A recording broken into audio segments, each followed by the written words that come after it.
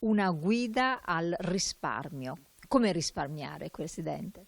Adiconsum Veneto ha lanciato una campagna di sensibilizzazione della cittadinanza, di tutta la cittadinanza veneta, per fargli apprendere, dargli informazioni, consigli su come risparmiare, dalla luce al mutuo, alla spesa alimentare, le assicurazioni. Ci sono grandi possibilità di risparmio che purtroppo talvolta non vengono azionate dal consumatore perché magari è pigro, perché magari ha poco tempo o semplicemente perché non ha le informazioni giuste. Quindi questa guida che è a disposizione presso le nostre sedi sul nostro sito adiconsumveneto.it vuole un po' dare un aiuto, un orientamento per chi è attento alle spese, alle entrate e alle uscite e vuole naturalmente portare a casa un po' di risparmio.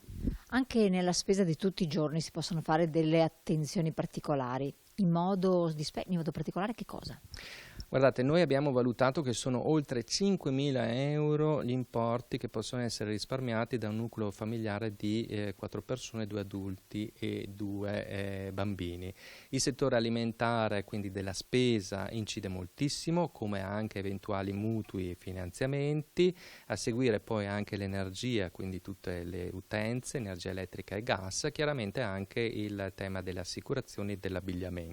Insomma, sono davvero tante le voci di costo che possono essere limate, sulle quali si può intervenire e vale la pena leggere la guida. Nelle utenze, l'utilizzo per esempio dell'energia elettrica, ci sono delle disattenzioni o dell'acqua, disattenzioni particolari che bisognerebbe evitare? Beh, innanzitutto bisogna stare attenti alle offerte nel settore energetico e del gas perché sono in atto parecchie truffe e nel mercato libero bisogna saper scegliere, quindi anche qui bisogna fare delle piccole ricerche di mercato e non abbandonarsi ad un gestore per parecchio tempo. Bisogna comunque verificare sempre l'economicità dell'offerta. Poi chiaramente anche la modalità di consumo dell'energia elettrica, dell'acqua incide se ci ricordiamo di spegnere la luce, di verificare eventuali perdite occulte per quanto riguarda l'acqua e quindi evitare poi di trovarsi delle spese piuttosto importanti.